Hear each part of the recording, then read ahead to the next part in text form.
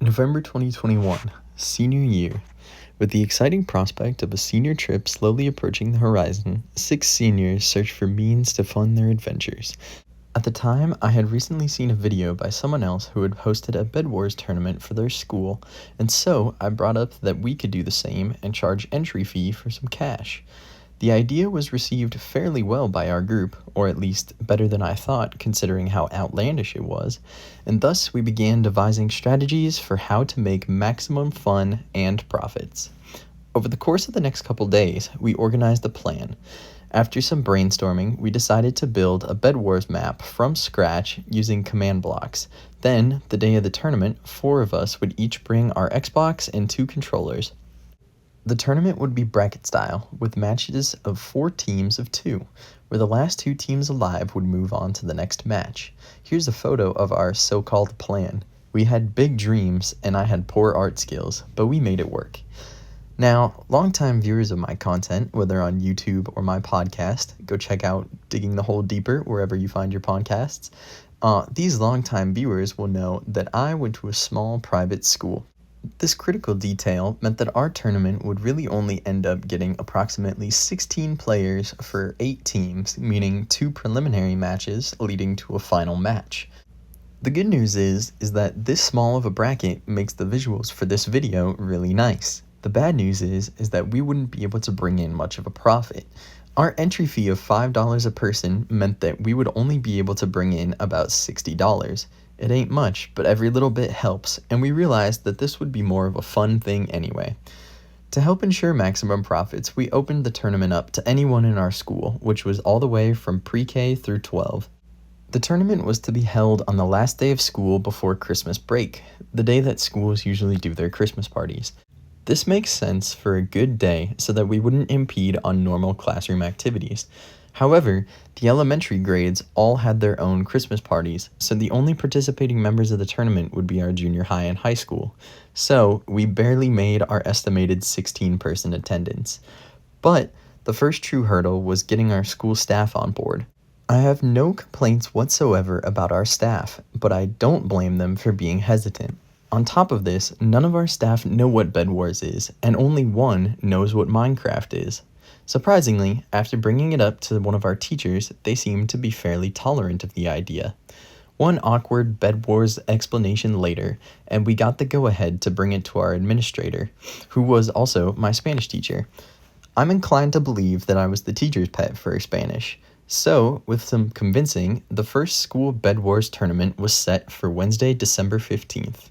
The plan was set for 4 of us to each bring in an Xbox and 2 controllers, and set up across 4 screens in 3 different classrooms. Thus, we started construction on the Bedwars map. With the 4 of us taking college courses, keeping jobs, and/or doing sports, we didn't start until just a few days before. Friday evening, December 10th, the 4 of us log on to Minecraft. The build team consisted of myself, my friends Gabe, Isaac, and Jasmine, or Farm and Stuff. Anyone who's seen my old videos before should recognize at least a few of these names. At the time, I was the only one experienced enough in command blocks, so I took over that portion, while the other 3 built the islands. This process continued on Saturday evening as well, where my good friend from the south came to help as well. This is Osas Joker from my Titanfall video. Alton, how good are Bro. you? What? I'm scared. You're a oh no. Zach, are you scared? No, please say you're not a Spitfire main. Why? No, I know I'm just gonna, die. Why? Literally, Okay, well, he we're in this can't together. using it. Oh. During the Saturday session, I realized that the command block work was simply too tedious and something needed to change. I went and grabbed the keyboard from my parents' computer, which at the time was probably about 15 years old, and plugged it in. Now, being able to type on the keyboard instead of controller, we were cooking with gas. Here's a glimpse of what my setup looked like. Very janky. The work continued into a Sunday evening session where the majority of the building work had just been finished. At this time, Jasmine suggested buying a backup map just in case this one didn't work. I was momentarily reluctant, but for $7, it was probably a good idea. Monday morning came around, and, well, it was now crunch time. With no one else to do the command blocks, it was up to me to ensure that the map was in working condition. So I packed my Xbox into my gym bag and brought it to school in the hopes of finding some extra time to work on the map. Work continued during my lunch break and that evening, where I worked all the way until midnight. Now you might be saying, if you're running out of time, why stop at midnight? Teenagers are supposed to sleep all day and party all night. Well, I was also doing swimming during that time, and I had practice in the morning before school. And if I wanted to make breakfast, I would be waking up at 4:45, so midnight was already pushing it. Tuesday morning, I again packed my Xbox and worked on the map not only during lunch, but also during a portion of our history class after a little persuasion. That evening, I was up until 2 in the morning putting the final touches on our map. Then came the day, Bedwars Day. The last day of school before Christmas break, the day we all questioned why we even went if there was no learning to be done. In setting up for the event, I looked at the map, and I had found that there was an error in my command blocks. I didn't have time to mess around with it, so I was thankful that Jasmine had bought the other map. I asked Jazz to boot it up, and then we were ready. So many of you haven't actually gotten to see this map. So here it is. This is the spawn area. We spent quite a lot of time working on this. We had a little parkour section over here. You would get a jump scare at the end, and then you had to go through lava to select your team. There was also an invisible wall there, so we really wanted to like bully people. But you would press your team, you'd get teleported up. So this is the map. There's a little armor stand invisible, so you can go to the shop, and you would originally be locked in, but we would release you once the game started. But there's the bed, there's the iron spawner. Each island would have its own little house, an iceberg kinda, and a Christmas tree with a flag on it. It's not really loading in. And then over here you would have the diamond spawners, and then on the main island you would have the emerald spawners. My build team did a super good job on the main island. I love looking at it, it's so visually pleasing. Love the candy canes. I don't know really why there was 4 snow golems trapped in the corners, but it looks pretty good. There was also some weird dispenser stuff going on below. I don't know why that was going on. Down here, though, is the magnum opus. This is where I spent like 95% of my time working on the command blocks down here. So there's quite the vast array of redstone nonsense. So those purple ones over there, those are for checking to see if the beds are still there. So these ones right here for iron spawners, then there's a little redstone clock up there to make sure that all ran smoothly. I would press the button here to start the game, and then I would be teleported up, and everybody else would be up there, would release everybody. So then here's the rest. Yeah, there's emeralds, and then all the ones for the diamonds. The purple ones in the back are just random things that needed to be consistently on, so I grouped those all together. This right here was like the magnum opus of magnum opus. This was the shop. So you would just punch the sign, and then it would check to make sure you had all the stuff. This is all the workings behind the shop. So lots of detail went into this. I figured out how to do armor stands. So when you killed the armor stand, it would spawn a new one, and then it would test to see if you actually had the items, and then give it to you if you did. And really quick, there's the diamond spawners working. Everything had built up to this moment. We were plugged in and ready to go, and we had even managed to live stream the event. I stood in front of a crowd of excited students, confused teachers, and explained, "Welcome to the first Hope Christian Academy Bedwars tournament."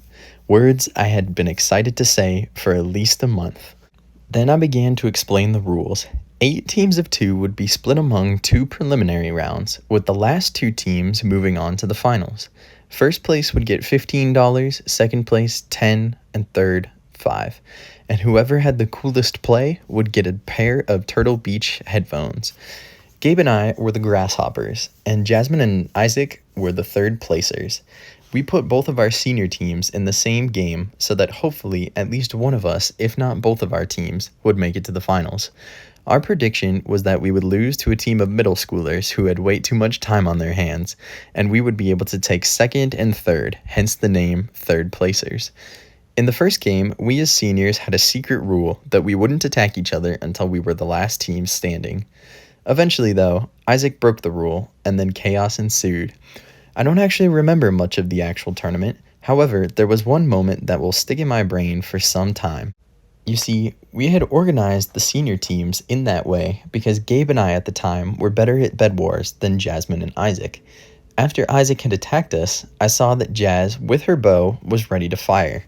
From previous experience playing with her, I knew that Jazz was terrible with a bow in Minecraft.